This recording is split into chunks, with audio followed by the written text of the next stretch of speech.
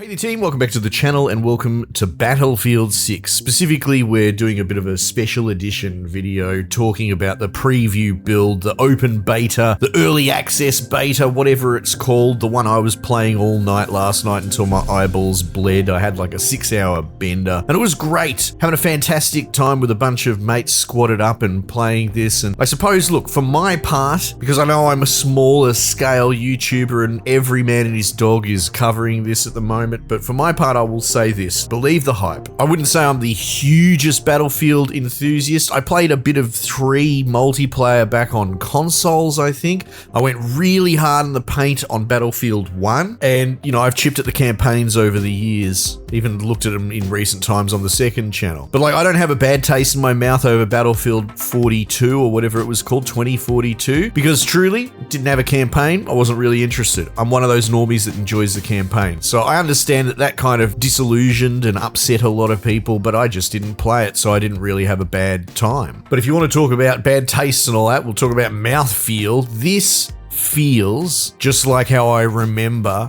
Battlefield being, which is interesting. It's probably different. I think it's probably faster. I was joking because I'm getting older and some of the boys I was hanging out with are a bit older, and we were musing that it does feel very fast, but we all play Hell Let Loose as well, which is very slow. How much of it is that you're misremembering it? How much of it is it actually Adderall fueled faster? You know, it's one of those things. How much weight is the sort of simulacra in your mind of what you experienced 10, 20 years ago doing heavy lifting? So look, that's my main takeaway. It feels fast, but it also feels quintessentially like that Battlefield multiplayer that you probably enjoyed at some time in the past. Couple that with the fact that this has just been outrageously popular as far as people slamming these servers, and yet I would say it's as close to as flawless an event as possible. I'm sure there have been people having issues, and often the squeaky wheel will be the loudest, but when I kicked off right when the servers dropped, as soon as it was go time, and this is for early access, again,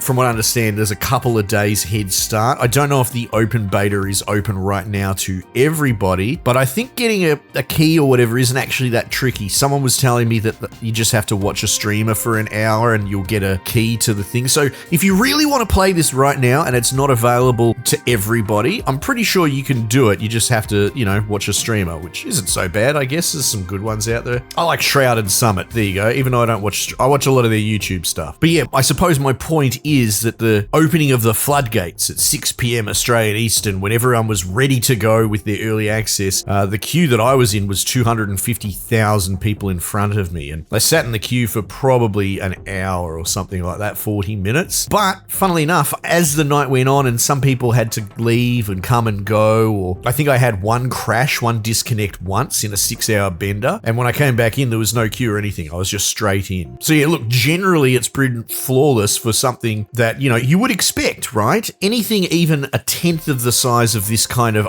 launch in a beta build usually is a catastrophic mess, right? They don't have enough server farms, everything's crashing, and, you know, they've actually created an accidental DDoS on themselves in a way. Not so here. And look, I'm spending so much time on this because it is a bit of a phenomenon and it gives you an idea that this gives me confidence in the launch of Battlefield 6, in all honest truth. Like, I'm not trying to carry water or anything like that, but this is anecdotal, observational experience, hands-on. And the fact that they opened the floodgates to bloody 250,000 people at the beginning, and, you know, so what? There was a bit of a queue. After that, everything just seems to have been downhill. So I would suggest giving it a go if you just wait for it to go into open beta for the weekend in the next day or two, or go get yourself a key. It's pretty cool.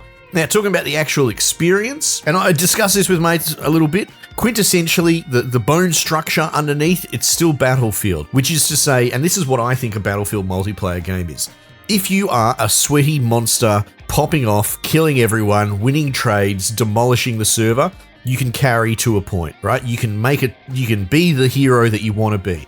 If you're someone like me on the other end of the scale, who will be, and, you know, amusingly, we had scenarios where I'll be top of the entire leaderboard or second next to that dude. There'll be a dude with bloody 60 kills and I'll have 5 kills, right? And I'm the guy that plays the objective, I run back and stop caps from getting capped. I leverage the fact that my squad can spawn on me and my utilities. I've been playing a lot of support, but my point is, if you're someone that doesn't necessarily just sweat the PvP winning trades part of the game, you can quite effectively carry the game to a point, score very high, if you just play the game, play the objectives, the peripheral. And that's always been, to me, the cornerstone of what makes a Battlefield game tick, and that's the same here. I'm one of the only people actually reviving anyone.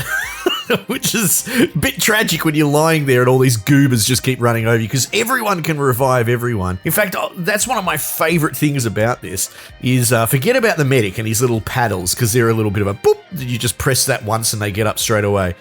You want to revive someone and you're assault class or whatever. All you got to do is go over and you just hold E, right? Or whatever it is on a console. And it's probably a couple of seconds, maybe 2 seconds, 3 seconds. It's hard to tell in the combat, right? And then up they get, off they go.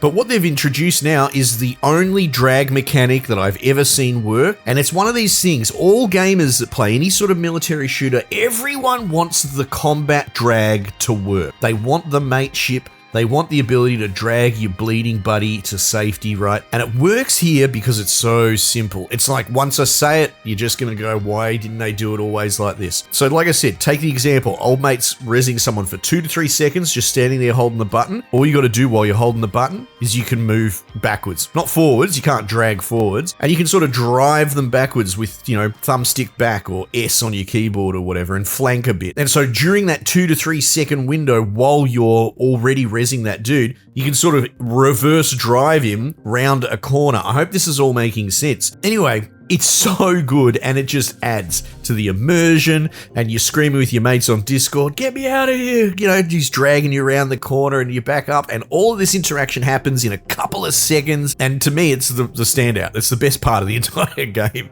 So each to their own, obviously, because I like playing medic and support. And speaking of, and I don't know what the more recent Battlefields were, because I could swear in the past things like ammo and healing and all that was split into different classes. I could be wrong, but that's sort of how I remember it. In this, there's 4 classes: assault, engineer, support, and recon. I got the most value out of support, which is sort of default and LMG. And honestly, in the shooting, it's tough to win one-on-one fair fight trades with that in almost any situation, because a sniper will beam you. But if you're in close enough to fight an assault with his tricked out AK or whatever, he'll just have the accuracy and the spread better. The best way to leverage the LMG is actually blind fire, suppress, spraying down corridors and shit like that. So, dare I say, in a support position. Once I started playing it properly, I started getting value out of it. But, he has a gadget he can chuck down. It's a kit with a radius. It's not huge. And what that does, it's like an all-in-one. It will refill people's ammo. It will recharge their longer cooldowns. Things like grenades aren't instant refill. You have to stay in the circle. That'll heal you up as well. And so I found that just a really cool, simplified catch-all gadget. And apologies if that's how it's been for a little while in Battlefield. This is just what struck me, like I said, anecdotally in my personal hands-on experience. So I was running around paddling people, and you can kill people with the paddles, which is always a bit of a meme. You can feel them smashing their keyboard. And one of the things that they've carried over from, it might have been the newer Battlefield 2042, is squad sizes are only 4-man stacks. And again, carrying back to the way that I like to leverage the more peripheral gameplay mechanics, being a spawn point for the rest of your squad, and falling back and trying to control cap points that are closer to your HQ. Because most people run in a big circle. It's like when you watch kids play soccer in primary school, right? Everybody just runs as a big blob and chases the ball around in this huge zerg. No positions, no nothing, no thought process. And that's how most Battlefield games are. Everyone just runs around in a big rotating clockwise circle from point to point. But you can disrupt that if you fall back and protect sort of your side of the battlefield points in a way, and try and zone control and lock down multiple points with less foot traffic. But yeah, the ability to do that is less because you only have 4 guys in your squad. And if you're not across what I'm talking about, a Battlefield staple is like people can spawn onto their squad mates as long as they're not like in close combat or whatever. So you can sit in a corner and become a kind of a mobile spawn point. The vehicles are pretty cool. I spent 60 seconds in a jet before I crashed into a bloody mountain. I mean, cool. Maybe I need to remap the controls or whatever. I had a couple of mates in my squad. I never got on the helicopter, but they were having an absolute gay old time. You can hear them giggling and cackling like girls, blowing everything up. The tanks are a bit of fun, you know, I get it. It's cool. I started to warm up to them a little bit more. It's one of those things, if you've got guys in your squad that are going to go vehicle non-stop, you kind of got to go with them. Again, like I said, you've only got a 4-man squad. You can only really zone control as infantry if all of you are on the same page. So sometimes we were just little armored divisions going ballistic, and you have a little army of engineers running behind you, repairing your tank as you get in these tank fights. And yeah, look, it's just really fun. There's a couple of maps. There's 2 main modes that we really played. One's your sort of control point domination, and there's another one, I can't remember, it's called Breakthrough or something like that, which I liked in Battlefield 1. I remember wanting to like it more, but it was never that popular. It's not the core hopper, so it was harder to get into games, and that sort of felt the way here. We ended up in a sort of bot match somehow at some point, but the population wants to play the control point domination mode, whatever you want to call that, and I get it. That's what Battlefield is. Anyway, look, so there's just a little chat about my time with it so far. I'll probably chip away at it over the weekend because it's one of those things, it's a zeitgeist. My friends list is absolutely chockers with people playing it at the moment. It's what everyone's doing this weekend, and like I said, for your part, hearing this now, maybe you want to get behind it as well. Either sniff around and see if you can get yourself an early access key through streamer stuff, or maybe just wait, because I'm pretty sure they're going to open the floodgates for the whole weekend for everyone. It's cool, it's solid, it's nostalgic, it's clean, it's a return to form, and it's something to kind of get excited about and get around as part of a bit of a hype zeitgeist in current gaming, because those sort of things have become few and far between. Anyway, team, might just leave it there for the time being, and I'll catch you guys on the next one.